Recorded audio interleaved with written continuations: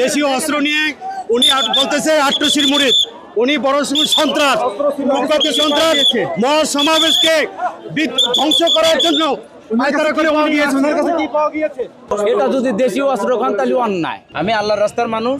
দর্শক, আমরা যেমনটা দেখতে পাচ্ছি যে পুলিশ সদস্যরা তারা কিন্তু ইতিমধ্যে তাকে তাদের হেফাজতে নিয়ে যাচ্ছে এবং সেই সাথে তার কাছে যে দেশীয় অস্ত্রটি ছিল সেটি আসলে পুলিশ তারা তাদের কাছে নিয়ে নিয়েছে এবং যেমনটা দেখতে পাচ্ছি পুলিশ সদস্যরা এই ব্যক্তিকে তারা তাদের হেফাজতে নিয়ে যাচ্ছে এবং পুলিশ সদস্যরা যারা রয়েছেন তাদের কাছে এই ইসলামী আন্দোলন বাংলাদেশের যারা রয়েছেন তারা তাদের কাছে সমর্পণ করেছেন, যেহেতু তার ব্যাগের মধ্যে সেই যে দেশীয় যে চাকুটি রয়েছে সেই চাকুটি পাওয়া গিয়েছে।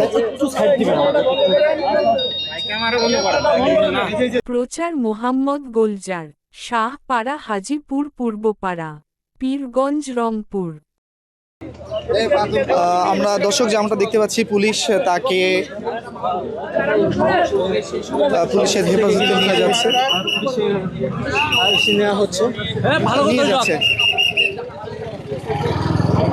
প্রচার মোহাম্মদ গোলজার, শাহপাড়া, হাজিপুর পূর্বপাড়া, পীরগঞ্জ, রংপুর।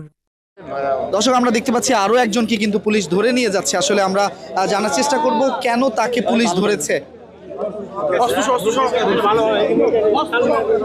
দর্শক, আমরা দেখতে পাচ্ছি পুলিশের হাতে কিন্তু তার সেই ব্যাগটি রয়েছে এবং সেই ব্যাগের মধ্যে সেই যে অস্ত্র ছিল সেটি কিন্তু দেখতে পাচ্ছেন।